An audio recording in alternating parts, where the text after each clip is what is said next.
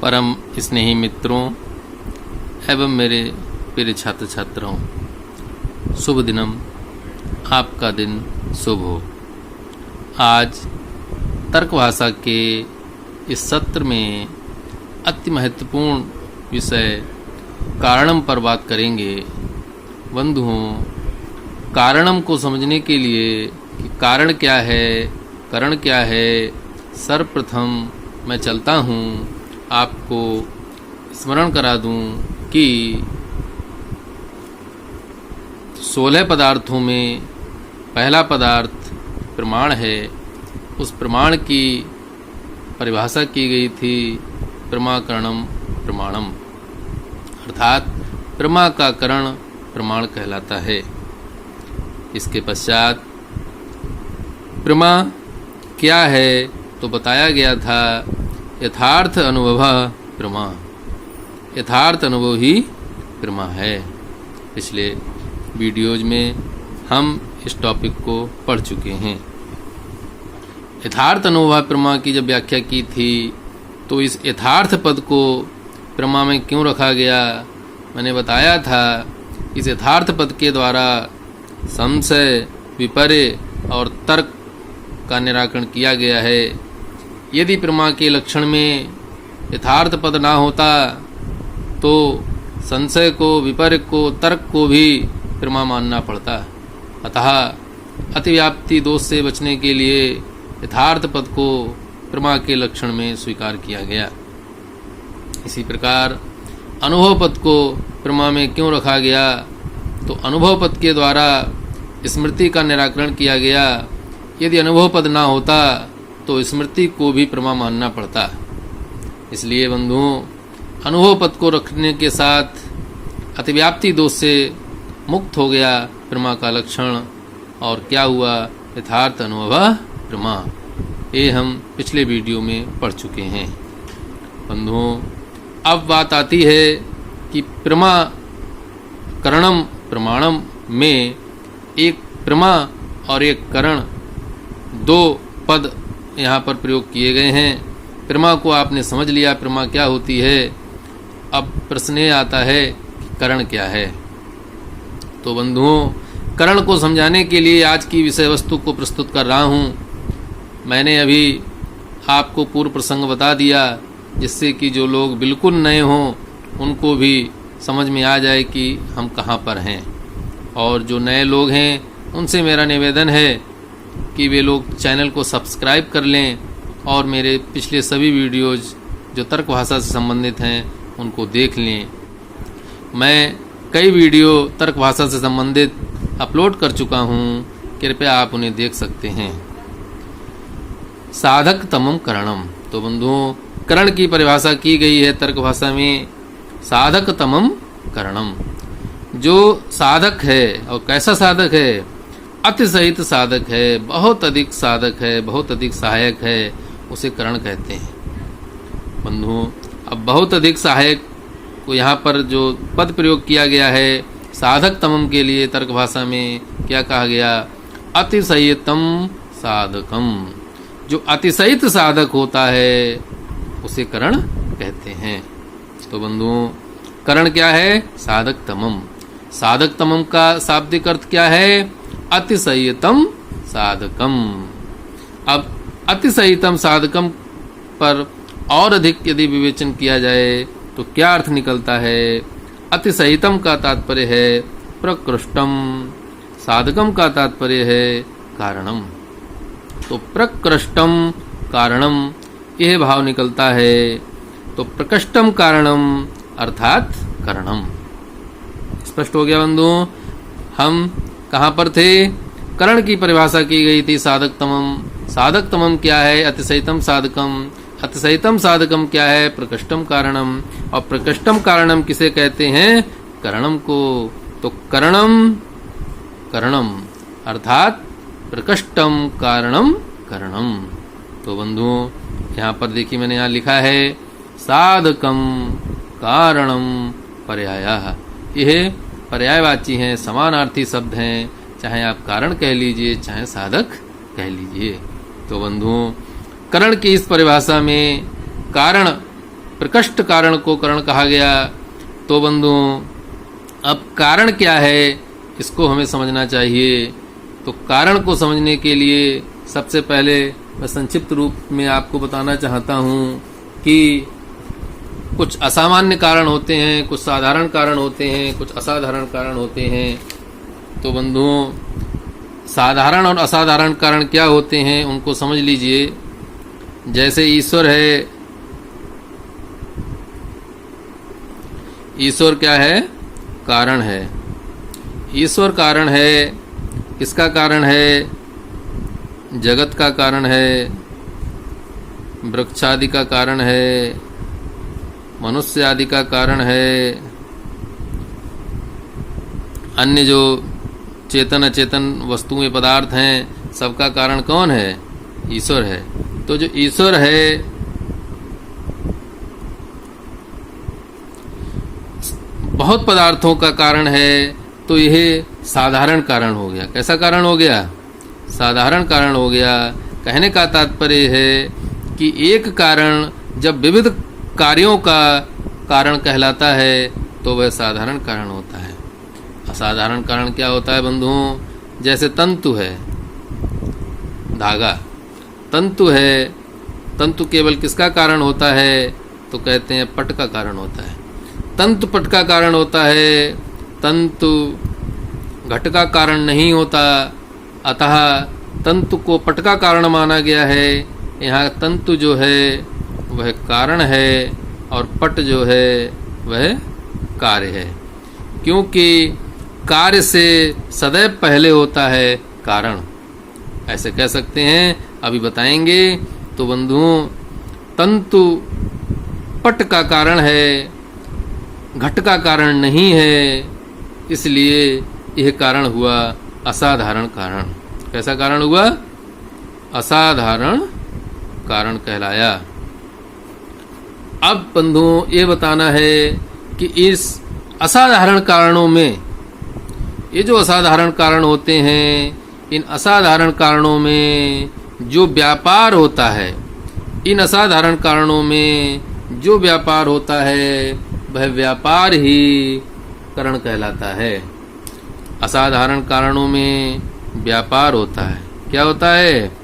असाधारण कारणों में जो व्यापार होता है वही, या ऐसे कह सकते हैं, असाधारण कारणों में जो व्यापार वाला कारण है, जो कैसा कारण है?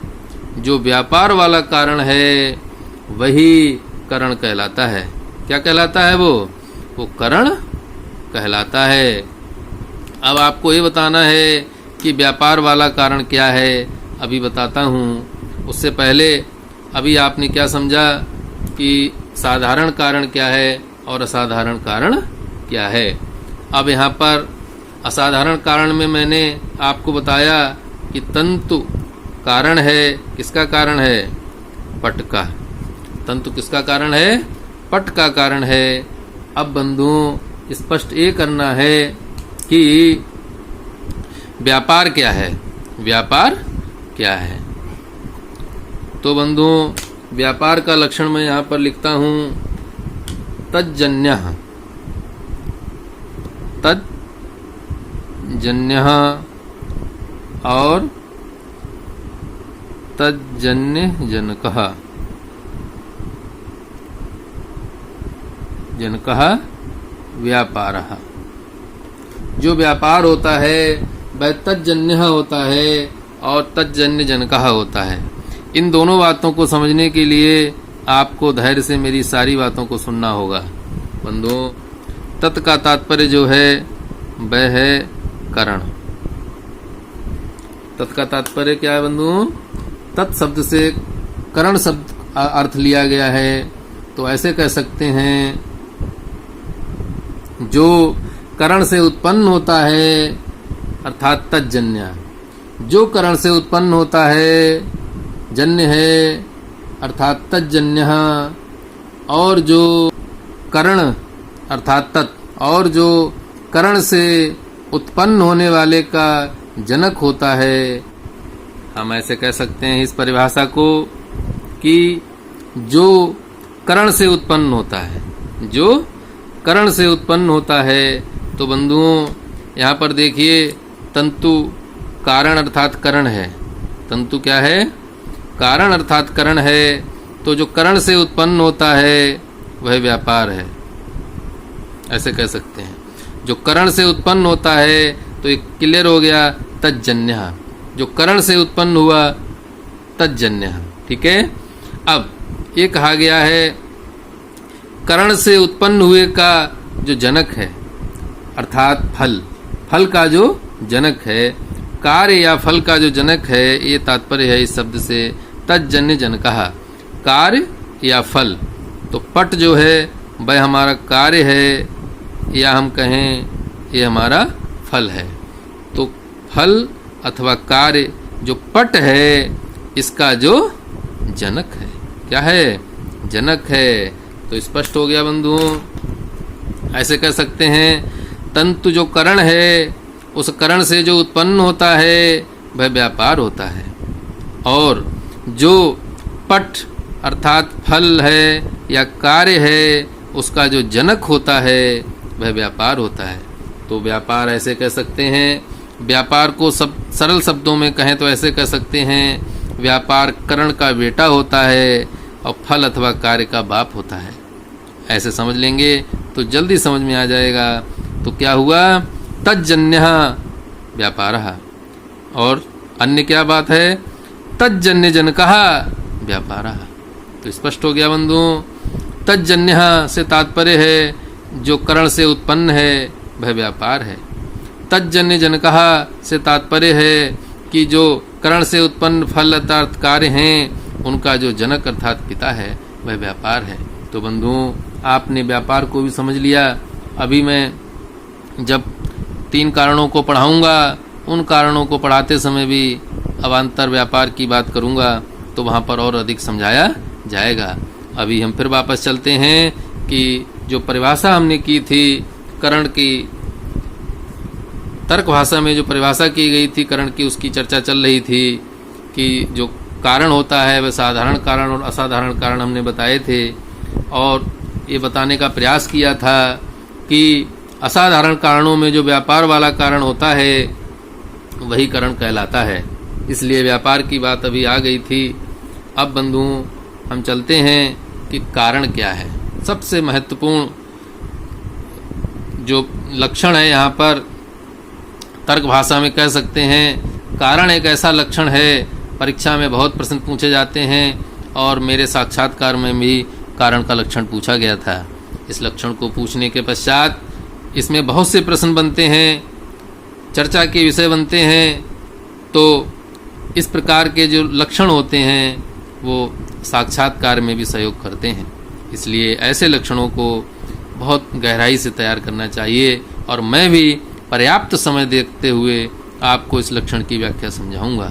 तो आप लोग कृपया धैर्य से हमारे साथ बने रहें और अंत तक पूरा वीडियो को देखें। अब चलते हैं कारण का लक्षण क्या है।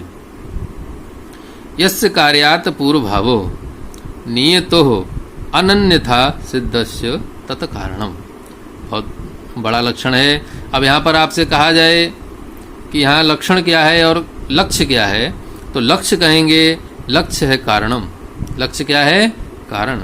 और लक्षण क्या है? यहाँ से लेकर यहाँ तक पूरा, ये पूरा लक्षण है।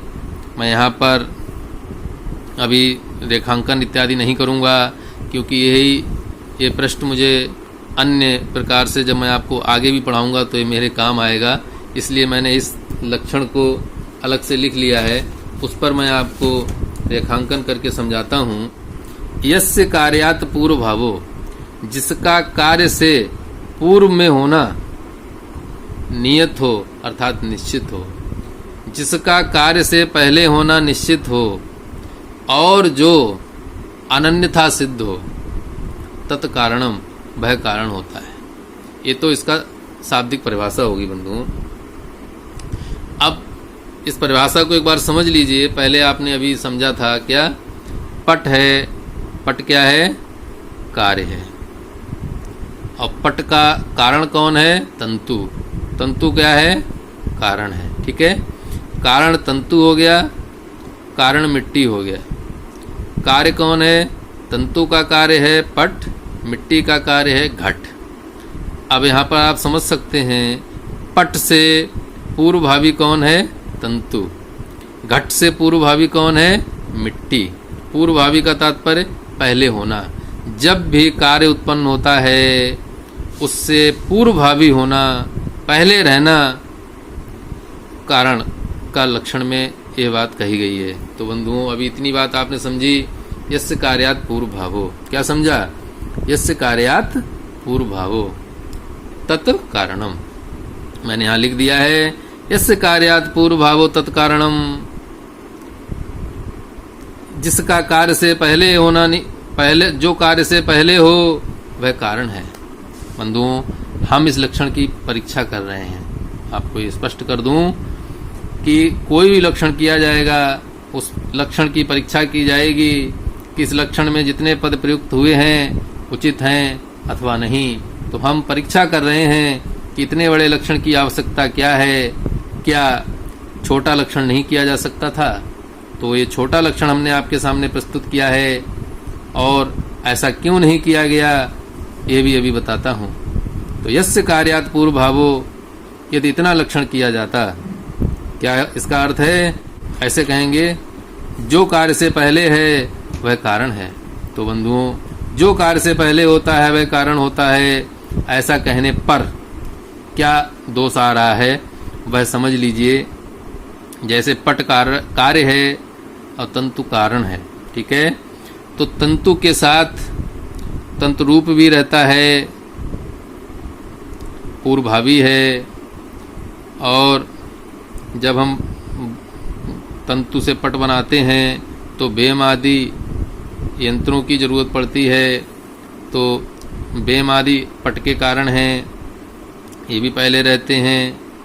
अब हो सकता है जब भी आप पट बनाएं या जब भी आप घट बनाएं तो हो सकता है वहाँ गधा खड़ा हो जाए आकर, हो सकता है कोई बच्चा खड़ा हो जाए, हो सकता है कौवा बैठ जाए आकर, या अन्य प्रकार का संयोगवश कोई भी आ जाता है, तो वह भी कार्य से पहले हो जाता है। तात्पर्य क्या निकल कर आया? पट जो कार्य उत्पन्न हुआ है या घट जो कार्य उत्पन्न हुआ है, हो सकता है संयोगवश वहाँ गधा आ गया हो, अर्थात रासव, बच्चा खड़ा हो या कौवा बैठा हो, तंतु में तंतु रूप रहता है। ये सब क्या है? ये सब पट अर्थात कार्य की उत्पत्ति से पहले हैं। तो बंधुओं, यदि ये लक्षण किया जाएगा, अब स्पष्ट हो रहा है आपको, यदि ये लक्षण किया जाएगा जो कार्य से पहले होता है वह कारण होता है, तो बंधुओं पट जो हमारा कार्य है इसका कारण कौवा भी मानना पड़ेगा, इसका कारण गधा भी मानना पड़ेगा, इसका कारण अन्य जो पदार्थ हैं, बच्चा आ गया था संयोगवश, तो जो संयोगवश पदार्थ आ जाते हैं उन पदार्थों को भी हमें कारण मानना पड़ेगा।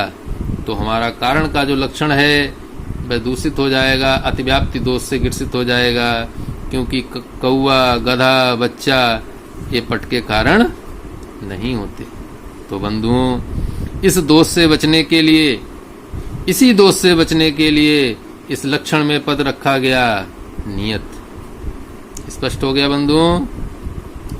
इसी दोष से बचने के लिए लक्षण में नियत पद को रखा गया, और नियत पद को रखते ही ये दोष दूर हो गया कि कौवा जो संयोगवश आया था, गधा जो संयोगवश आ गया था, बच्चा जो संयोगवश खड़ा हो गया था। संयोगवश से तात्पर्य है जब भी हम पट बनाएंगे तो जरूरी नहीं है हर बार कौवा हो, हर बार गधा हो, हर बार बच्चा खड़ा हो।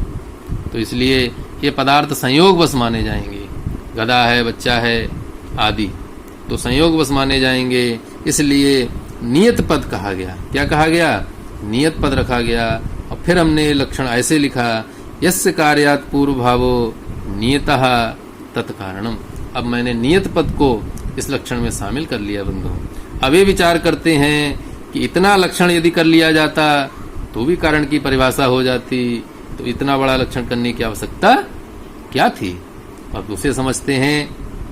अब कहा है मैंने ऐसे लिख लिया है, यस्य कार्यात् पूर्व भावो नियतः तत्कारणम, जिसका कार्य से पहले होना नियत हो। नियत शब्द का मतलब होता है अवश्यम भावी। अवश्यम भावी अर्थात दूसरे रूप में कह सकते हैं निश्चित रूप से रहने वाला या नियम पूर्वक होने वाला। नियम पूर्वक होने वाला, या ऐसे कह सकते हैं जब भी पट की उत्पत्ति हो तो वह पदार्थ जरूर रहता हो।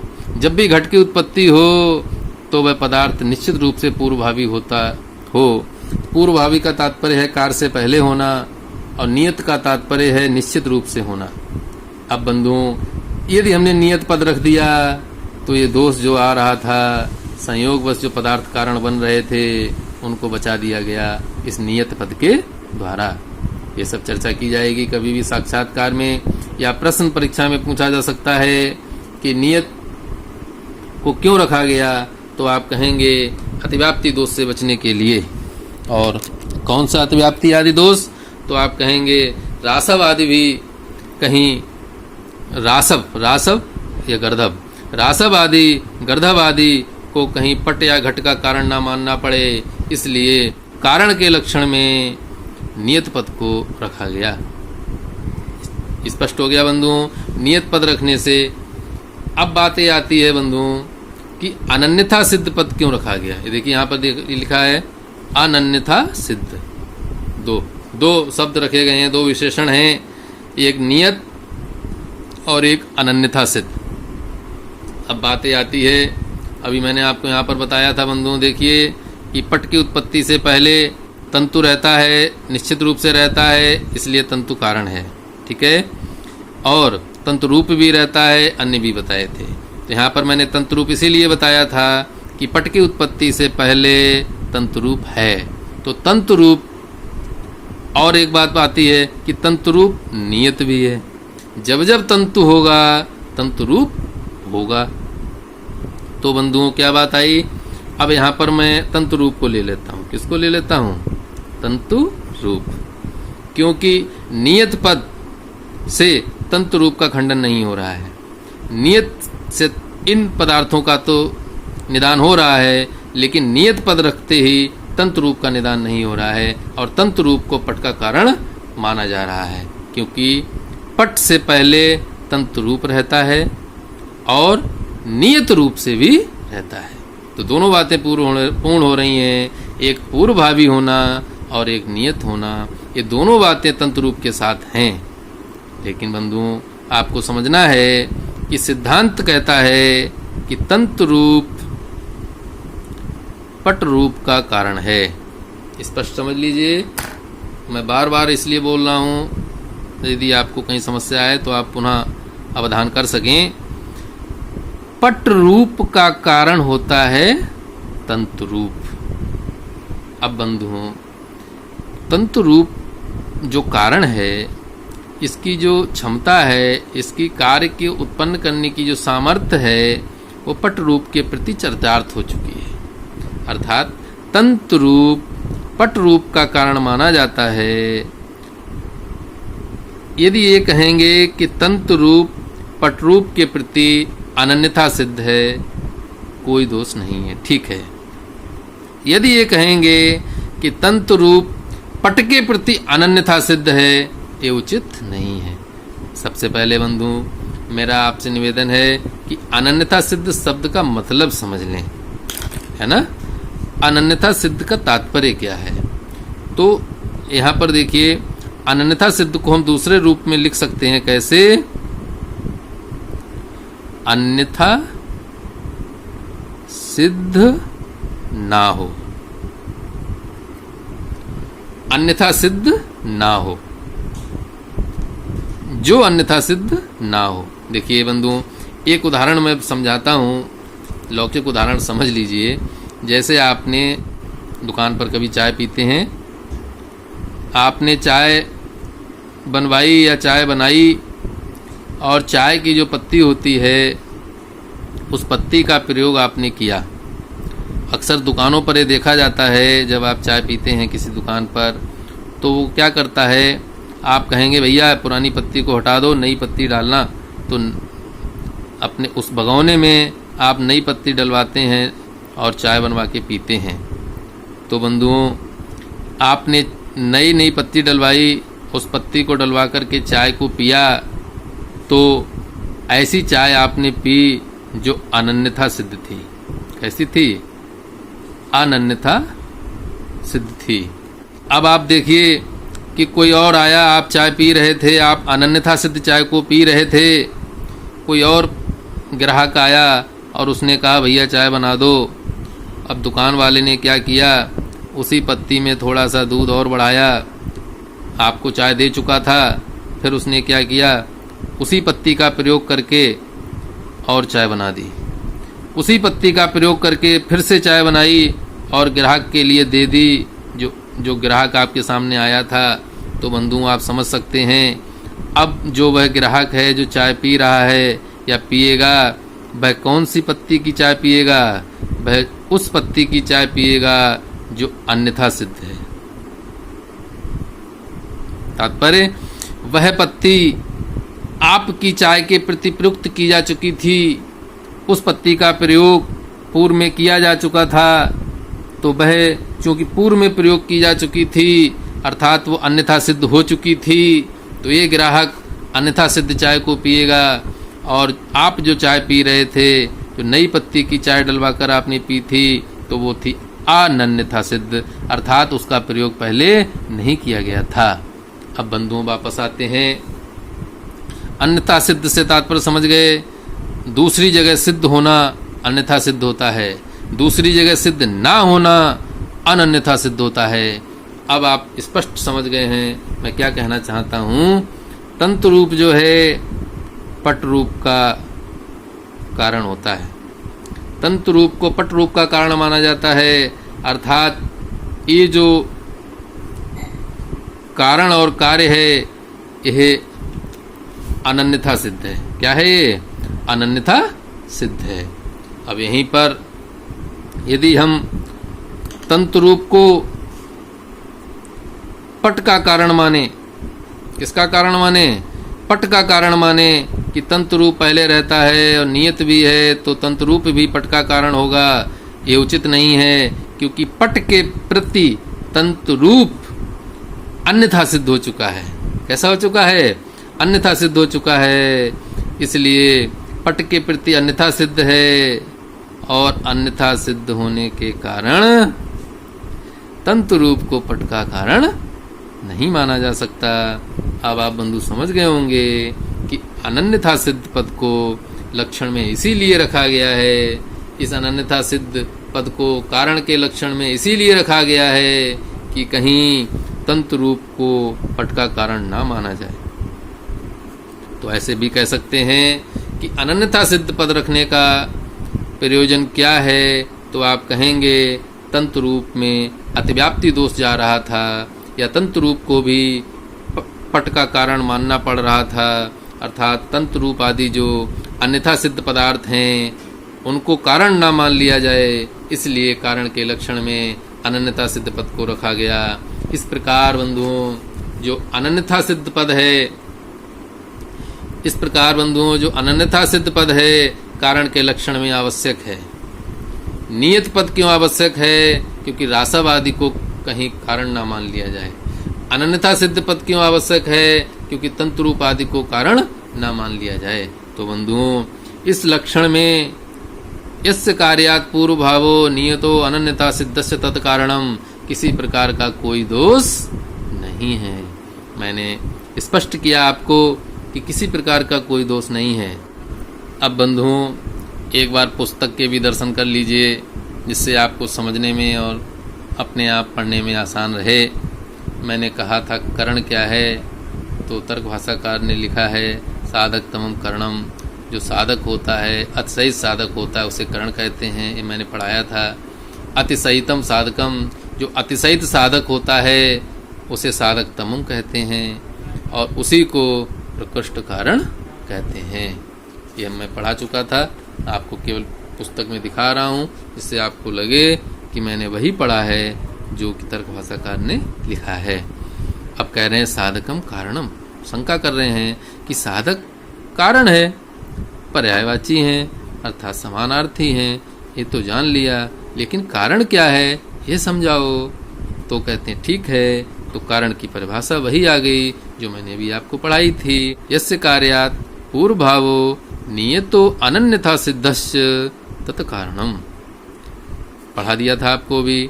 यथा जैसे तंतु वेमादिकम पटस्य कारणम, जैसे तंतु है, वेम है आदि जो यंत्र हैं वो पट के कारण हैं, ये बता दिया।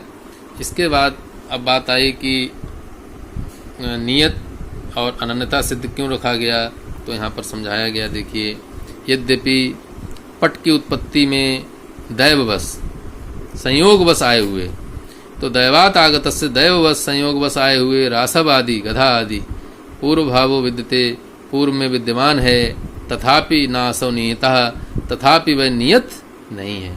तो बंधुओं, नियत नहीं है गर्धवादी, इसलिए नियत पद को यहाँ पर रखा गया। फिर कह रहे हैं तंतु रूपस्य, तंतु रूप का तो नियत होना और पूर्वभावी होना उचित है। जो तंतु रूप है वो नियत भी है, पूर्वभावी भी है, लेकिन किंतु अन्यथा सिद्ध, किंतु वह अन्यथा सिद्ध है किसके प्रति? पट रूप के प्रति। जो तंतु रूप है वह पट रूप के प्रति अन्यथा सिद्ध है। अतः तंतु रूप की जो सामर्थ्य है, तंतु रूप की जो किसी कार्य को उत्पन्न करने की जो शक्ति है, वह पट रूप के प्रति चरितार्थ हो चुकी है, इसलिए पट के प्रति जो तंतु रूप है वह अन्यथा सिद्ध हो गया।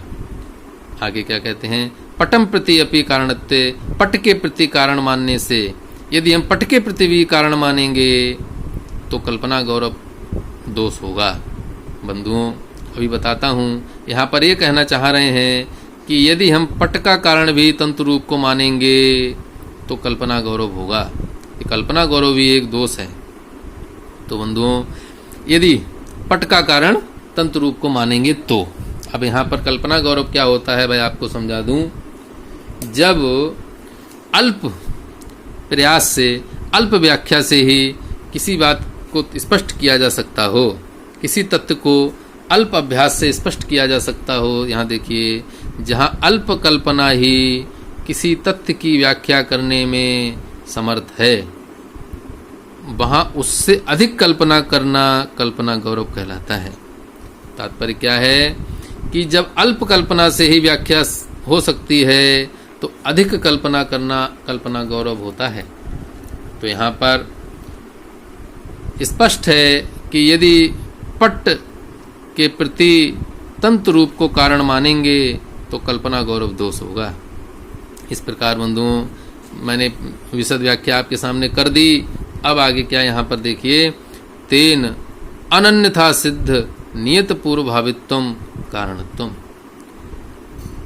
यहाँ पर ऐसे पूछ सकते हैं कि कारणत्वम क्या है या कारण क्या होता है, तो आप समझ लीजिए, जो अनन्यथा सिद्ध और नियत पूर्व भावी है, वही शब्द हैं।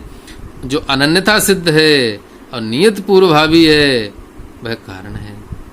फिर देखिए क्या कहा है, जो अनन्यथा सिद्ध है और नियत पश्चात भावी है वह कार्य है। तो कारणत्वम का लक्षण हो गया, ऐसे समझ लीजिए। देखिए यहाँ पर मैंने परीक्षा दृष्टि से लिखा था कि कारणत्वम ऐसे पूछ सकता है, अनन्यथा सिद्ध नियत पूर्व भावित्वम किम, तो आप कहेंगे कारणत्वम। फिर ऐसे कह सकता है, अनन्यता सिद्ध नियत पश्चात भावित्वम किम, तो आप कहेंगे कार्यत्वम। उत्तर ये होगा।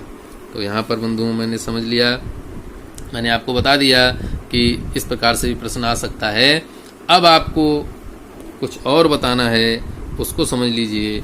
जैसे एक ग्रंथ है न्याय मुक्तावली, विश्वनाथ पंचानन की का ग्रंथ है न्याय मुक्तावली, उसमें 5 प्रकार का अन्यथा सिद्ध बताया गया है बंधुओं। तो देखिए,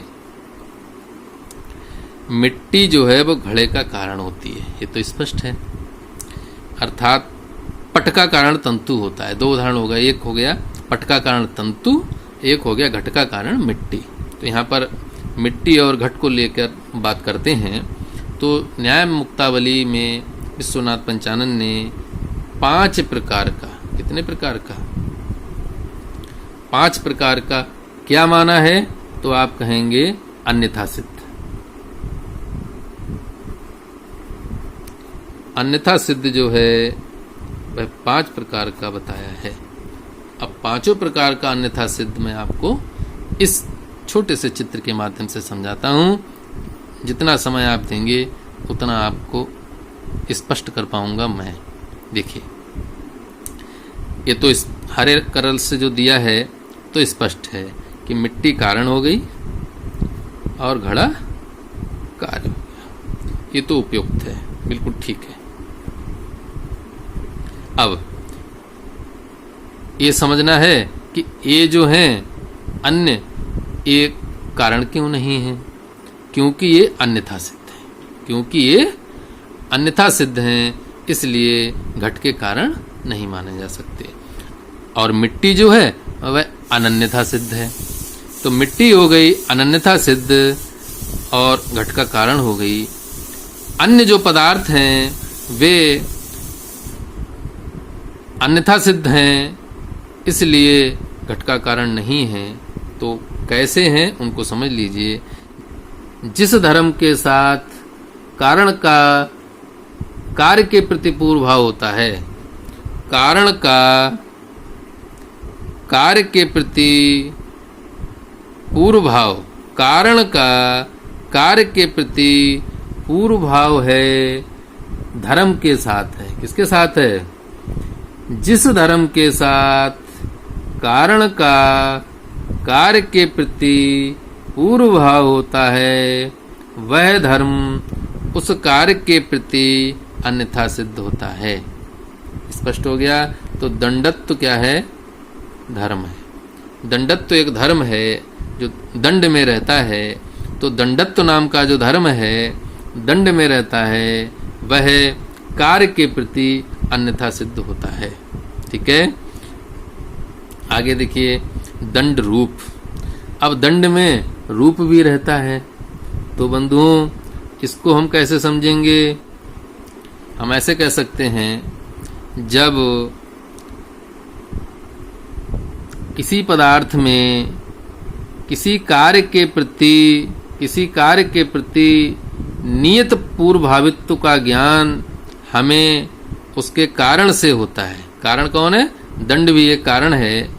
घट का कारण दंड है, दंडत्व तो नहीं है। ठीक है, तो घट का कारण जो दंड है वह एक हो गया अन्यथा सिद्ध दंडत्व धर्म, एक हो गया अन्यथा सिद्ध दंड रूप। तो बंधुओं, दंडत्व धर्म भी कारण नहीं है, दंड रूप भी कारण नहीं है।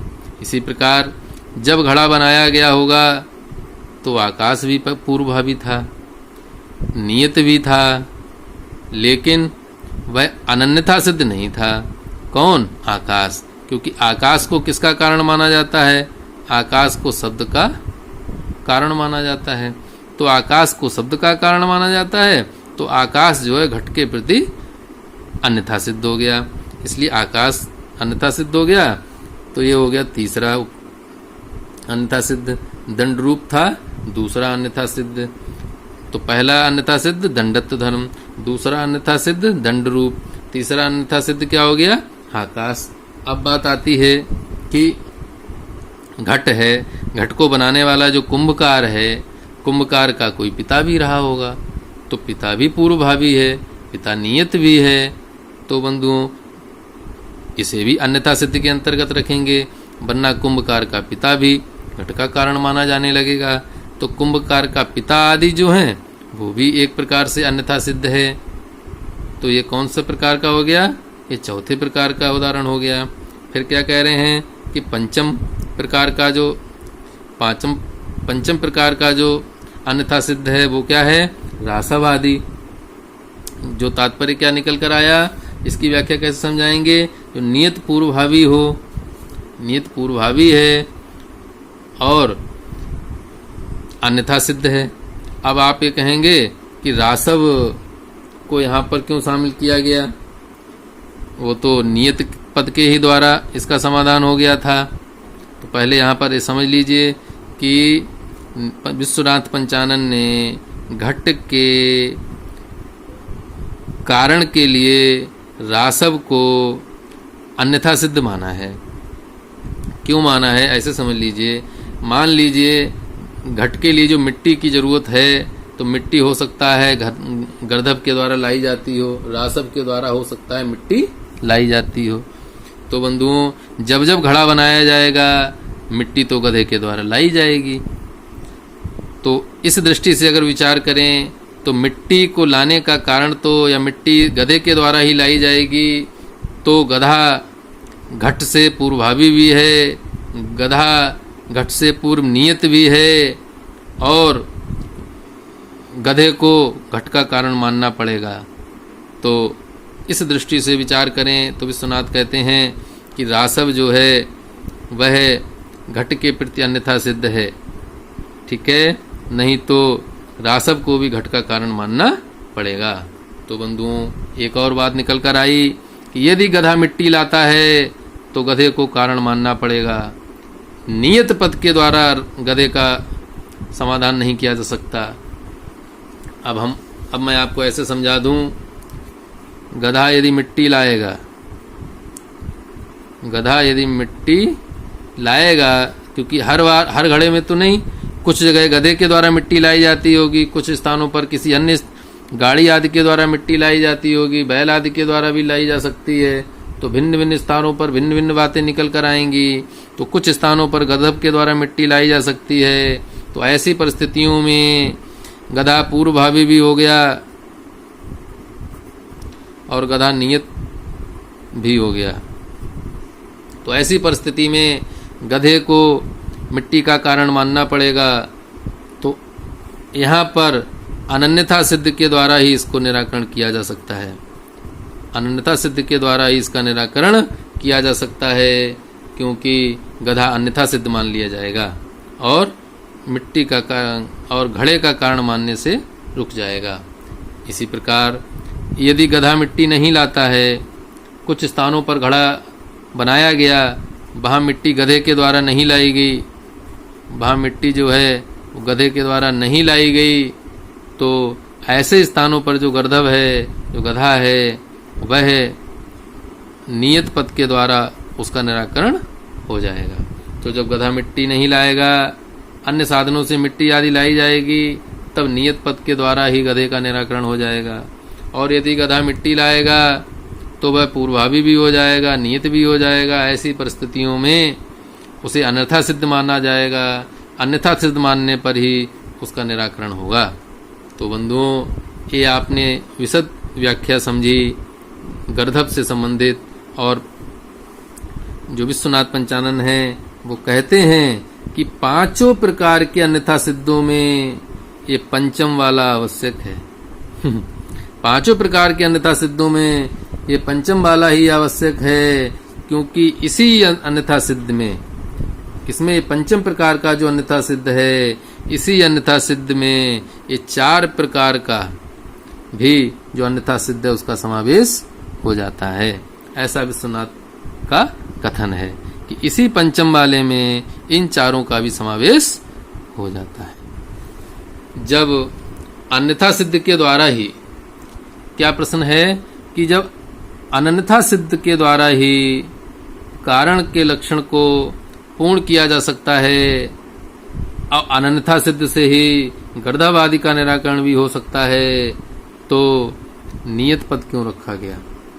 तो बंधुओं, नियत पद क्यों रखा गया मैंने आपको समझा दिया। क्योंकि नियत इसीलिए रखा गया क्योंकि गधा यदि मिट्टी नहीं लाएगा तो उसका निराकरण नियत के द्वारा ही होगा, और गधा यदि मिट्टी लाएगा तो उसका निराकरण अनन्यथा सिद्ध पद के द्वारा ही होगा। इस प्रकार बंधुओं, आपने कारण की परिभाषा समझी, भली प्रकार से मैंने प्रयास किया कि आप इसको समझ सकें। और ये जो लक्षण है यस्य कार्यात् पूर्वभावो नियतो अनन्यता सिद्धस्य तत्कारणम, ये स्पष्ट हुआ।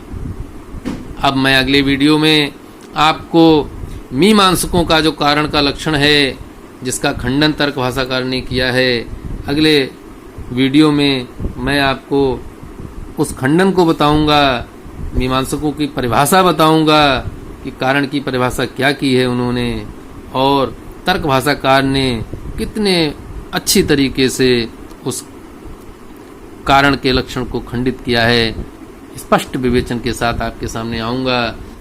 तो बंधुओं, यदि आपने मेरे चैनल को सब्सक्राइब नहीं किया है तो कृपया सब्सक्राइब कर लें, जिससे आगे आने वाला वीडियो मेरा आपको अपलोड होते ही मिल सके।